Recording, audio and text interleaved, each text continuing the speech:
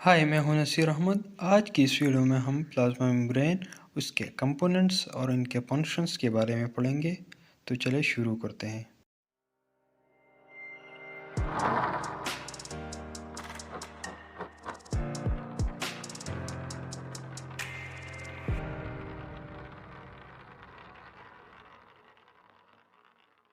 सबसे पहले मैं आपको एक ये मॉडल दिखाता हूं।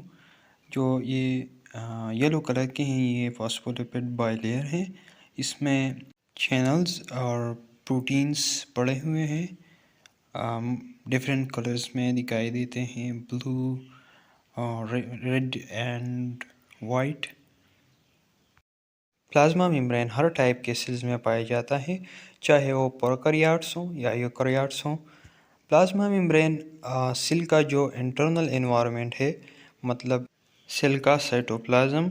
एक्सटर्नल एनवायरनमेंट मींस जो एक्स्ट्रा सेलुलर फ्लूइड है उससे सेपरेट करता है। प्लाज्मा मेम्ब्रेन को सेल मेम्ब्रेन और प्लाज्मा लेमा भी कहा जाता है। इसको सेल मेम्ब्रेन का नाम सी नगेली और सी क्रैमर ने 1985 में दिया था, और इसी तरह प्लाज्मा लेमा का नाम जे.क्यू. प्लॉय ने 1931 में दिया था। प्लाज्मा मेम्ब्रेन या सेल मेम्ब्रेन एनिमल सेल का सबसे बैरूनी मेम्ब्रेन होता है, जबकि प्लांट सेल का ये सेकंड आउटर मोस्ट मेम्ब्रेन होता है, क्योंकि ये सेल वॉल के नीचे प्रेजेंट होता है साइटोप्लाज्म के साइड पर।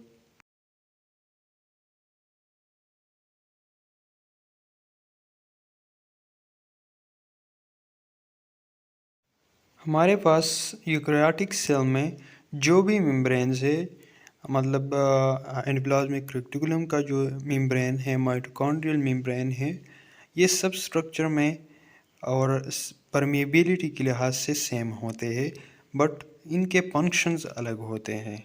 अब सेल मेम्ब्रेन जो है वो केमिकली प्रोटीन से, लिपिड से और कार्बोहाइड्रेट से बने होते हैं। आगे इस वीडियो में एक्सप्लेन करते हैं। प्लाज्मा मेम्ब्रेन के स्ट्रक्चर के बारे में डिफरेंट मॉडल प्रपोज किए गए, जिसमें lipid and lipid bilayer model जो डेनियली एंड डेविसन ने 1935 में पेश किया। Second number protein lipid bilayer protein model, and third जो है वो Danielli model, and fourth one is fluid mosaic model जो सेंगर एंड निकोलसन ने 1970 में पेश किया, और ये सबसे वाइडली एक्सेप्टेड मॉडल है प्लाज्मा मेम्ब्रेन के स्ट्रक्चर को एक्सप्लेन करने के लिए। लिपिड बाइलेयर मॉडल ये कहता है कि जो हमारे पास मेम्ब्रेन है वो लिपिड बाइलेयर्स होते हैं, और इसमें प्रोटीन्स जो है वो एम्बेडेड होते हैं। हमारे पास सेकंड पर है प्रोटीन लिपिड बाइलेयर प्रोटीन। इस मॉडल को सैंडविच मॉडल और यूनिट मेम्ब्रेन मॉडल भी कहा जाता है। इसमें यह बताया गया है कि जो लिपिड बाइलेयर है वो प्रोटीन्स लेयर के अंदर सैंडविच होता है, यानी दोनों तरफ प्रोटीन्स होते हैं और लिपिड बाइलेयर दरमियान में होता है।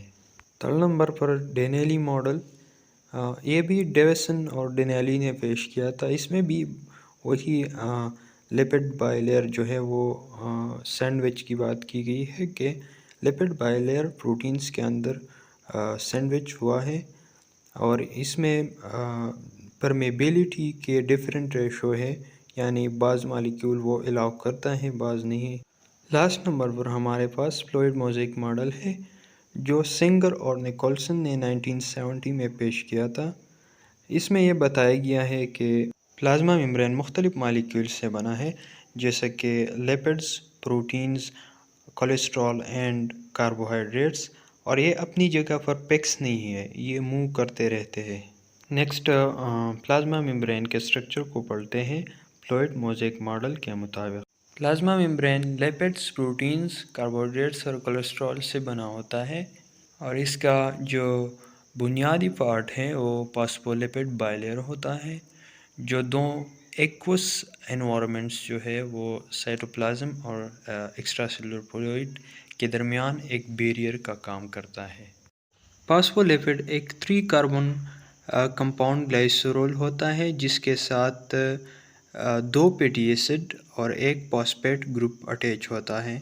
Phosphate group head of the phospholipid को बनाते हैं जो हाइड्रोफिलिक होता है यानी वाटर को रिपेल नहीं करता, और इसके साथ दो फैटी एसिड टेल्स होते हैं जो हाइड्रोफोबिक होते हैं यानी वाटर मॉलिक्यूल्स को रिपेल करते हैं।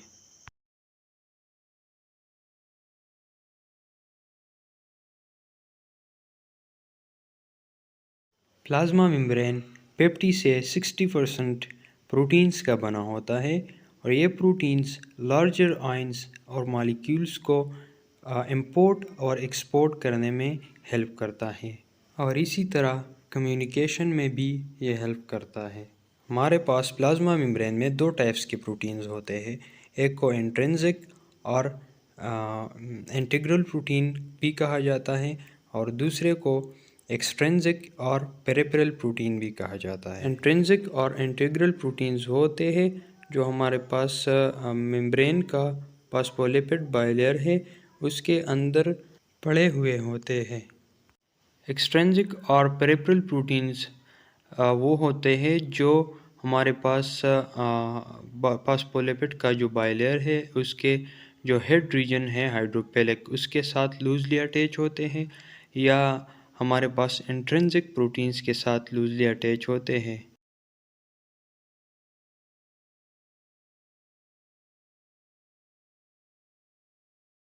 नेक्स्ट हमारे पास कोलेस्ट्रॉल भी प्लाज्मा मेम्ब्रेन का एक अहम पार्ट है, जो हाइड्रोफोबिक टेल्स है फॉस्फोलिपिड्स के उसके अंदर फोल्डेड होते हैं, और ये जो हमारे पास फॉस्फोलिपिड बाइलेयर है और फॉर प्लाज्मा मेम्ब्रेन उसको रेगुलेट करने में हेल्प करता है।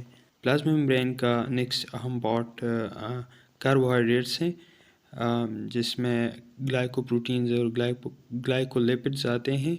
ग्लाइकोप्रोटीन्स जब कार्बोहाइड्रेट्स कंबाइन हो जाए प्रोटीन से तो इसे ग्लाइकोप्रोटीन कहा जाता है, और जब कार्बोहाइड्रेट्स लिपिड से कंबाइन हो जाए तो इसे ग्लाइकोलिपिड्स कहा जाता है। ये जो हमारे पास हाइड्रोफिलिक रीजन है यानी वो रीजन जिसमें फॉस्फेट ग्रुप है और head region of the phospholipid bilayer इसके साथ अटैच होते हैं, और ये सेल टू सेल कम्युनिकेशन में बहुत अहम रोल प्ले करता है। अब फंक्शंस ऑफ सेल मेम्ब्रेन पढ़ते हैं। सबसे पहले तो ये सेल को मैकेनिकल स्ट्रक्चर देता है, यानी सेल को एक ख़ास शेप देता है बाहर के एनवायरनमेंट से डिफरेंशिएट करने के लिए। प्लाज्मा मेम्ब्रेन सेलेक्टिव परमेबिलिटी देता है सेल को, यानी इससे कुछ चीज़ें पास होती है कुछ नहीं होती है। प्लाज्मा मेम्ब्रेन सेल के बल्क ट्रांसपोर्ट में हेल्प करता है, यानी बल्क ट्रांसपोर्ट का मतलब एंडोसाइटोसिस और एक्सोसाइटोसिस। इससे कुछ चीज़ें बाहर होती हैं तो इसे एक्सोसाइटोसिस कहा जाता है, जब चीज़ें उसे अंदर होती है तो उसे एंडोसाइटोसिस कहा जाता है। और प्लाज्मा मेम्ब्रेन सिग्नलिंग में भी हेल्प करता है, यानी सेल टू सेल कम्युनिकेशन में भी ये हेल्प करता है। अगर अभी तक आपने हमारे चैनल को सब्सक्राइब नहीं किया है प्लीज़ सब्सक्राइब करें और नोटिफिकेशन को भी ऑन करें ताकि वीडियोस की खबरदारी आप तक पहुंच सके।